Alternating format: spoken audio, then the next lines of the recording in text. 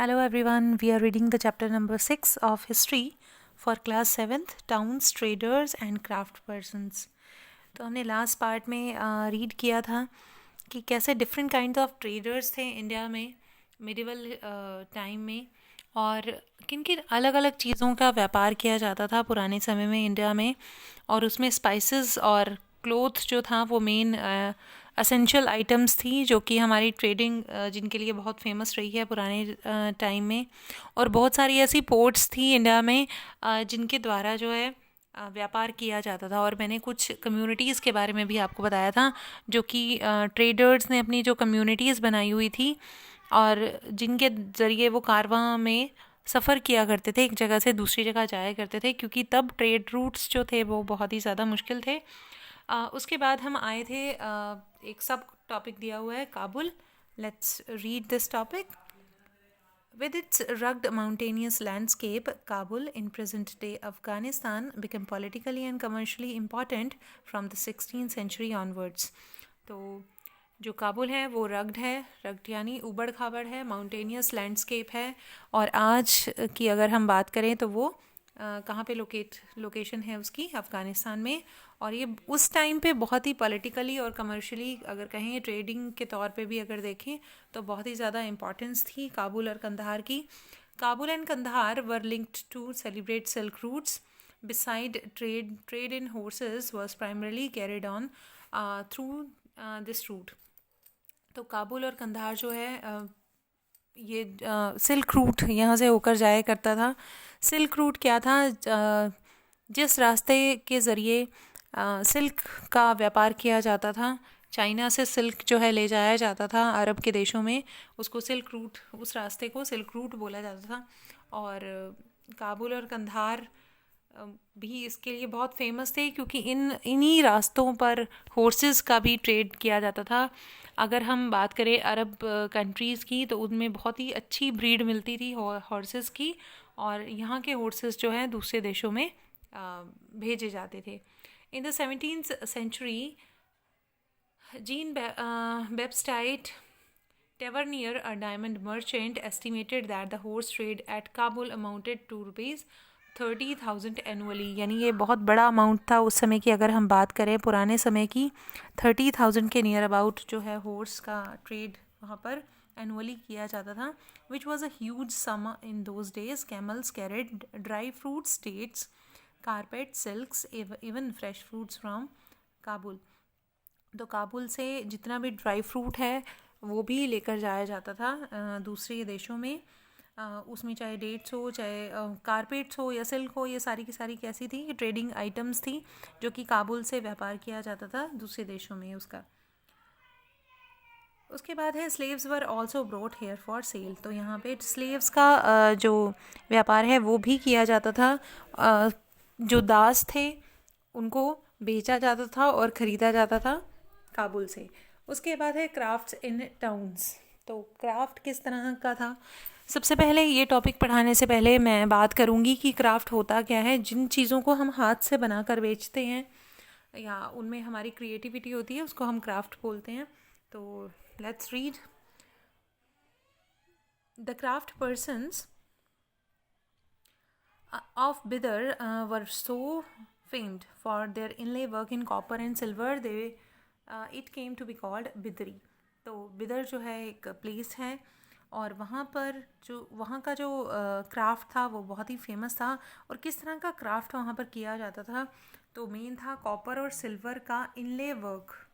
अगर हम इसको बड़ा करके देखें तो आप इस पर डिज़ाइन देख पा रहे हैं, और इस तरह का कॉपर और सिल्वर पर डिज़ाइन बनाया जाता था। और डिज़ाइन, ये जो वर्क है पर्टिकुलरली इसको इनले वर्क कहा जाता था, जो कि खुदाई करके ये डिज़ाइन बनाया जाता था, तो इसलिए ये इनले वर्क था और इसको कहते थे बिदरी। द पंचालाज और विश्वकर्मा कम्युनिटीज़, दो ये पंचालाज और विश्वकर्मा कम्युनिटीज़ बनाती थी। Consisting of goldsmith, bronzesmith, blacksmith, mason and carpenter were essential to the building of temples. तो आपको मालूम है कि बड़े बड़े टाउन्स में टेम्पल्स बनाए गए थे सबसे पहले, और टेम्पल्स की कंस्ट्रक्शन में इन सभी लोगों का बहुत ही योगदान रहता है, किन किन लोगों का? Goldsmith, bronzesmith, blacksmith, mason and carpenters का। तो ये असेंशियल थे किसी भी टेम्पल की बिल्डिंग के लिए। They also played an important role in the construction of palaces, big buildings, tanks and reservoir। तो ये सारी की सारी चीज़ें अगर बनानी होती थी, चाहे किसी राजा का महल है या कोई बड़ा सा टैंक है, तो इनमें जो कंस्ट्रक्शन से रिलेटेड पीपल हैं उनका बहुत बड़ा रोल होता था। Similarly weavers such Saliyar and Kaikolars emerged as prosperous communities. देखिए वीवर्स, क्योंकि कपड़े का इतना व्यापार किया जाता था, तो वीवर्स जो थे उनमें कुछ कम्युनिटीज़ बहुत ही ज़्यादा प्रॉस्परस कम्युनिटीज़ मानी गई थी। तो उनमें से सेलियार और काइकोलार्स जो थी वो कम्युनिटीज़ हैं जो बहुत ही प्रॉस्परस थी, और ये डोनेशन किया करते थे, दान दिया करते थे टेम्पल्स को। Some aspect of cloth making like cotton cleaning, spinning and dyeing become specialized and independent craft. तो इस तरह का ये सारी चीज़ें जो हैं, कॉटन की क्लीनिंग हो, चाहे स्पिनिंग हो या उनकी डाइंग हो, तो उसमें बहुत स्पेशलाइज्ड हो गए थे ये लोग। तो हम कह सकते हैं कि इंडिया का क्राफ्ट ही भी बहुत ज़्यादा फ्लॉरिश था उस समय। और ये कुछ डिज़ाइन आप देख रहे हैं, ये ऊपर वाला कैंडल स्टैंड है जो आप देख पा रहे हैं, और उस पर हैंडी, और नीचे वाला जो है ये बुनकरों के द्वारा एक कपड़ा बुना गया है और उस पर बहुत ही खूबसूरत डिज़ाइन हम देख पा रहे हैं। उसके बाद है हम पढ़ेंगे a closer look Hampi, Masulipatnam and Surat के बारे में, कि तीनों ही बहुत ही फेमस प्लेस रहे हैं मेडिवल हिस्ट्री में। तो आर्किटेक्चर स्प्लेंडर ऑफ हम्पी, तो हम्पी क्या है और ये किस चीज़ के लिए फेमस है? Let's read. Hampi is located in the Krishna Tungabhadra basin which is formed the nucleus of Vijayanagar empire. तो अगर हम बात करें हमारे साउथ इंडिया की, तो हम्पी जो है वो कर्नाटका में लोकेटेड है, और कर्नाटका में हम्पी यहाँ से तुंगभद्रा रिवर और कृष्णा रिवर जो है जहाँ पर मिलती है उनके बेसिन में जो है हम्पी लोकेट करता है। तो ये विजयनगर एम्पायर का एक बहुत बड़ा हिस्सा था। और कब इसको बनाया गया था?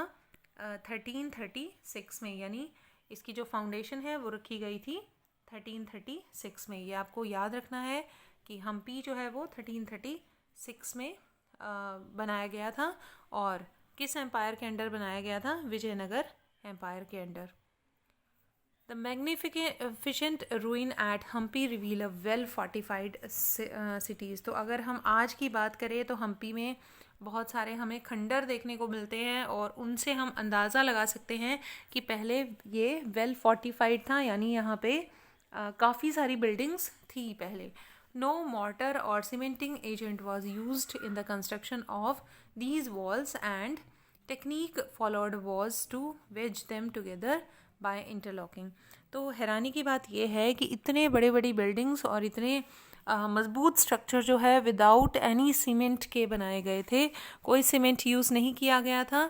ईंटों का इंटरलॉकिंग पैटर्न जो है इस्तेमाल किया गया था इन बिल्डिंग्स को बनाने के लिए। तो ये तो थे हम्पी की बात। थोड़ा सा और हम पढ़ेंगे, वो पढ़ेंगे हम कल के पार्ट में।